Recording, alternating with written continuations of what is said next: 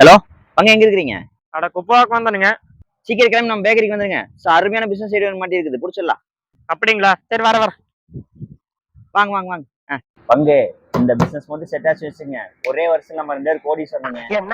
எல்லா ஐடியாவும் இப்படித்தான் சொல்றீங்க. ஆனா ஐடியாவோட நின்று போயிருந்தீங்களே. இன்னைக்கு என்ன நாள் சொல்லுங்க? வியாழக்கிழமை. இல்ல புரியல. கிளம்பி இல்லைங்க, இன்னைக்கு என்ன விசேஷம்? அட ஆடி அமாவாசைங்க. அதுலதான் பிசினஸ் ஐடியாவே புடிச்சிருக்கிற. ஏங்க ஆடியில் ஒண்ணு பண்ணக்கூடாங்கிறாங்க, நீங்க என்ன இப்போ வந்து பிசினஸ் ஐடியா சொல்றீங்க? ஏனுங்க, கஷ்டத்துல இருக்கிறவனுக்கு அமாவாசை என்ன பௌர்ணமி எல்லா நாளுமே நல்ல நாள் தான். ப்ரோ டைலாக் விட்டு ஐடியா போல் சொல்லுங்க. ஆடி அமாவாசைக்கு பெரியவங்களுக்கு எல்லாம் வந்து ஒரு படையல் போடுவாங்களா, அதை காக்காய் வந்து சாப்பிடுச்சுன்னா என்ன அர்த்தம்? ஏங்க காக்காய்க்கு பசிக்குதுன்னு அர்த்தங்க.